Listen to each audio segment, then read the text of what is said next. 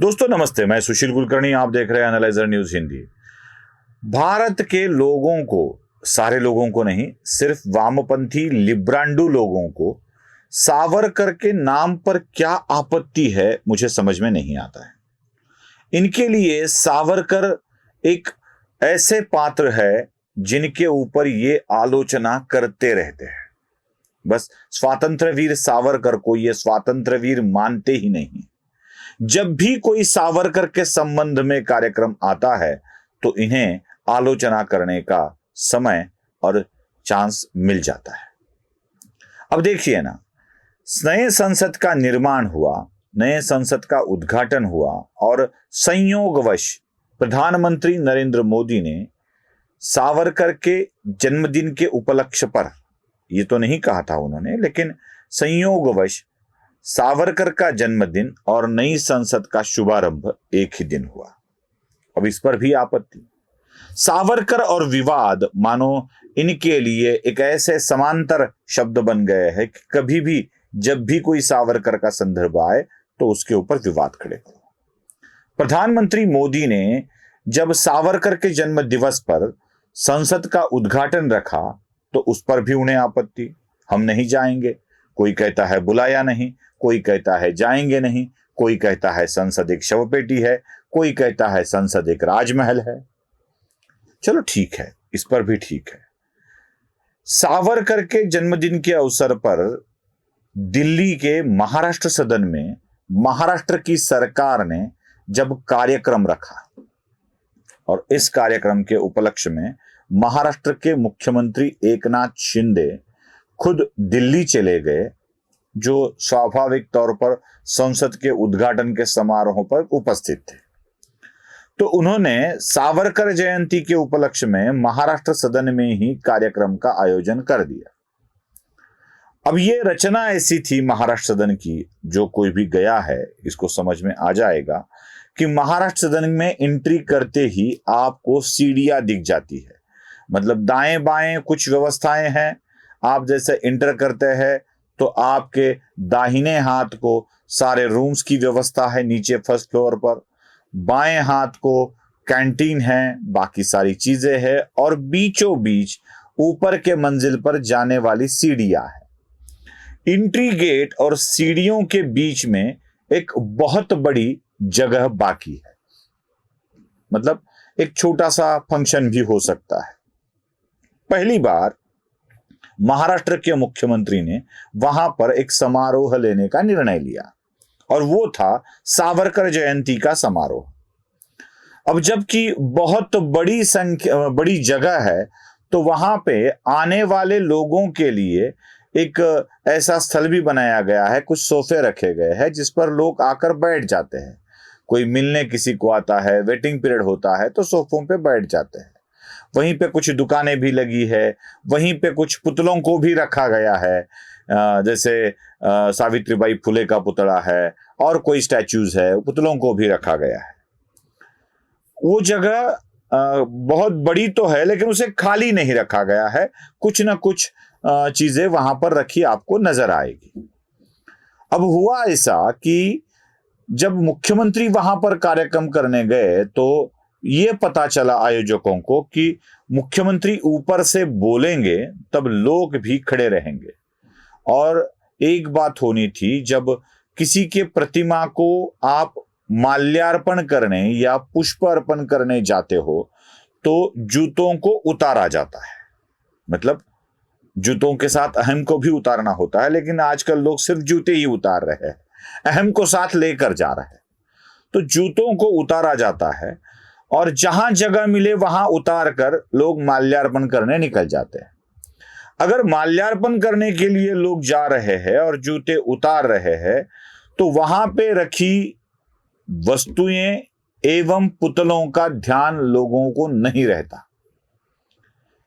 जब कुर्सियों की व्यवस्था हो, खड़े रहने की व्यवस्था हो तो पुतलों का पूरा सम्मान रखा जाना आवश्यक होता है।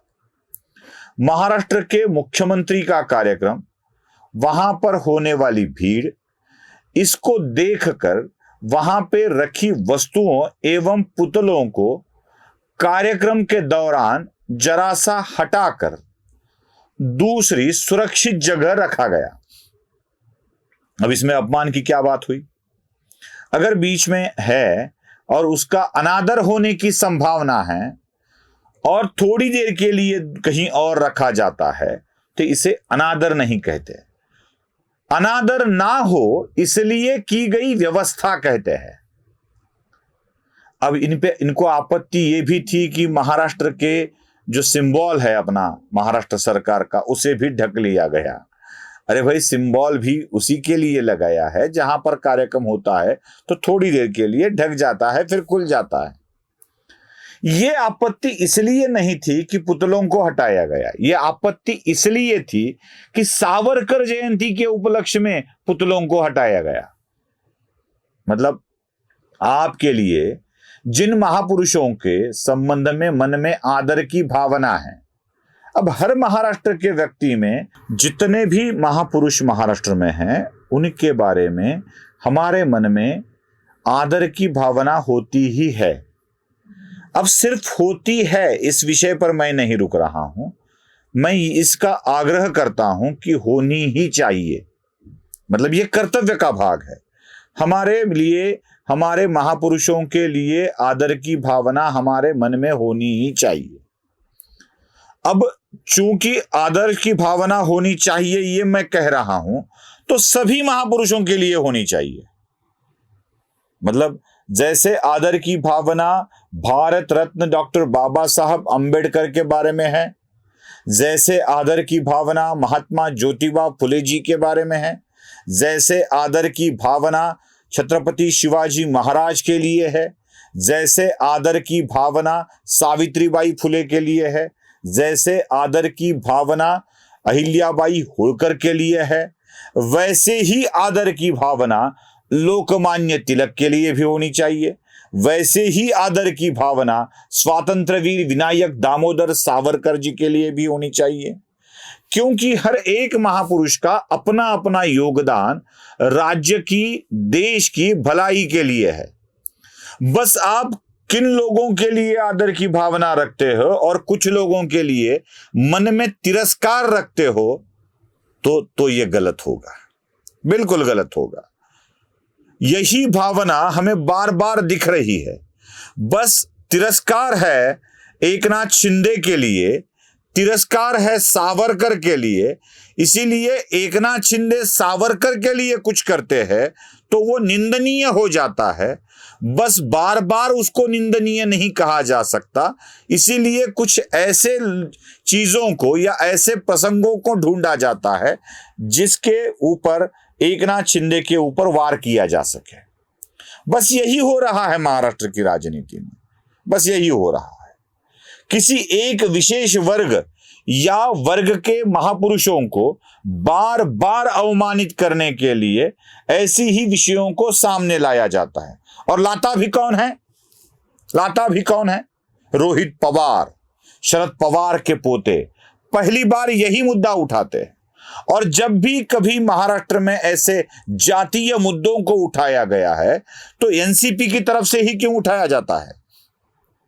क्यों महाराष्ट्र में ब्राह्मणों के खिलाफ अन्य वर्गों को भड़काया जाता है?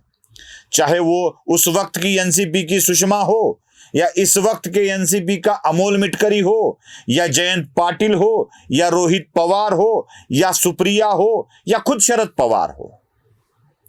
बार बार ये देखा है कि हिंदू जाति की, हिंदू धर्म के अंदर भिन्न भिन्न जातियों के नाम पर राजनीति लाकर इसी तरह के विवाद उत्पन्न किए जाते हैं। और यही विवाद का कारण है आपको पुतलों के बारे में ज्यादा आस्था नहीं है, आस्था है वो सावरकर को प्रताड़ित करने में और एकनाथ शिंदे को अपमानित करने में। इसीलिए यह सब कुछ किया जा रहा है। आप भी सहमत हो तो लाइक, शेयर और सब्सक्राइब जरूर कीजिए। धन्यवाद।